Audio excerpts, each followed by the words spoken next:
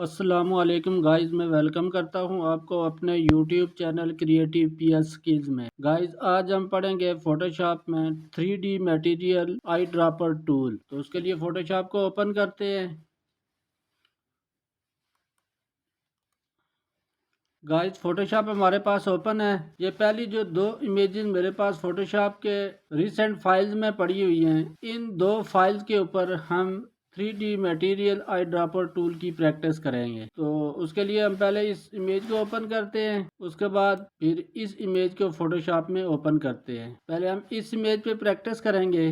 Tools में frame tool से नीचे आई ड्रॉपर टूल के ब्लॉक में या आई ड्रॉपर टूल के ग्रुप में दूसरा टूल है 3D material eye dropper tool. जब हम 3D material eye dropper tool के ऊपर क्लिक करते हैं तो यहाँ पे आई ड्रॉपर टूल की जगह पे 3D material eye dropper tool का आइकन शो होता है। हम आई ड्रॉपर टूल के ऊपर जब माउस का कर्सर लेके जाते हैं तो यहाँ पे इसकी शॉर्ट डिस्क्रिप्शन शो होती है। ये इस तरह की इसकी शॉर्ट डिस्क्रिप्शन शो होती है। हम माउस से 3D material eye dropper tool को एक्टिव करने के बाद इमेज के ऊपर क्लिक करते हैं तो ये वर्क नहीं कर रहा होता। 3D material eye dropper tool को एक्टिव करने के लिए हमें पहले 3D मोड में जाना होगा। उसके लिए हम मेन्यू बार में 3D पे क्लिक करेंगे।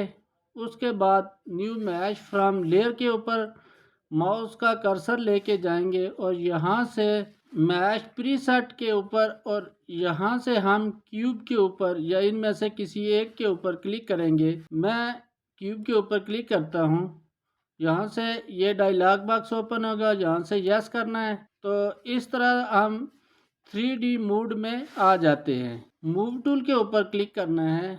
मूव टूल के ऊपर क्लिक करने के बाद यहाँ से ये पहला ऑप्शन जो है इसको एक्टिव करना है और इमेज के ऊपर क्लिक करके इस तरह से ड्रैग करेंगे तो ये 3D मोड में शो होगी। उसके बाद 3D material eye dropper tool को एक्टिव करें। एक्टिव करने के बाद इस इमेज के ऊपर क्लिक करें। क्लिक करने से इसका सैंपल लेगा। सैंपल लेने के बाद यहाँ पे ये है 3D मटेरियल ड्रॉपर टूल, इसके ऊपर क्लिक करेंगे। क्लिक करने के बाद यहाँ पे 3D क्यूब है, इसके ऊपर वाले हिस्से के ऊपर क्लिक करेंगे। तो गाइस, इस इमेज का सैंपल यहाँ पे पेस्ट हो गया।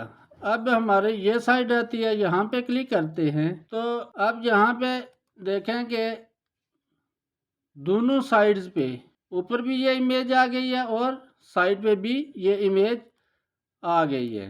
फाइल मेन्यू में जाना है, सेव एज पे क्लिक करना है, यहाँ से सेव ऑन कंप्यूटर। उसके बाद यहाँ पे जेपीजी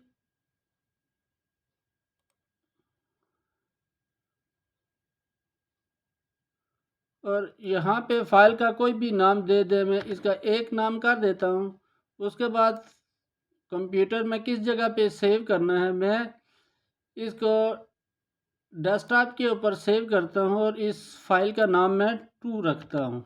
उसके बाद सेव करना है, यहाँ से ओके करना है।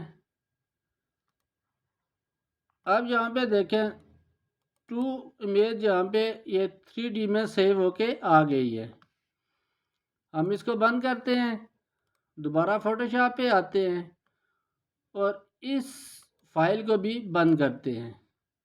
अब इस इमेज के ऊपर प्रैक्टिस करते हैं। उसके लिए हम दोबारा 3D पे क्लिक करेंगे, न्यू मैश फ्रॉम लेयर पे आएंगे। उसके बाद मैश प्रीसेट और यहाँ से इसको सिलेंडर कर देते हैं। गाइस, ये सिलेंडर आ गया। उसके बाद यहाँ पे ये पहले से एक्टिव है और इस तरह से इसको मूव करते हैं तो ये साइडों में इसके मुकम्मल तौर पे वही इमेज आ गई है और ऊपर वाले हिस्से में ये इमेज नहीं है।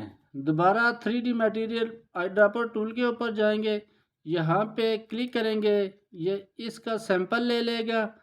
उसके बाद इस टूल के ऊपर क्लिक करेंगे, 3D मटेरियल ड्रॉपर टूल के ऊपर क्लिक करेंगे और यहाँ पे क्लिक करेंगे।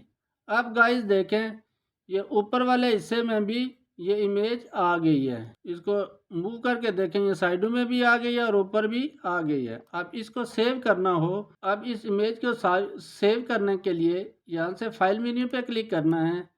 उसके बाद सेव एज पे, यहाँ से सेव ऑन कंप्यूटर, उसके बाद सेव फाइल का नाम देना है। मैं इसका नाम रखता हूँ 3।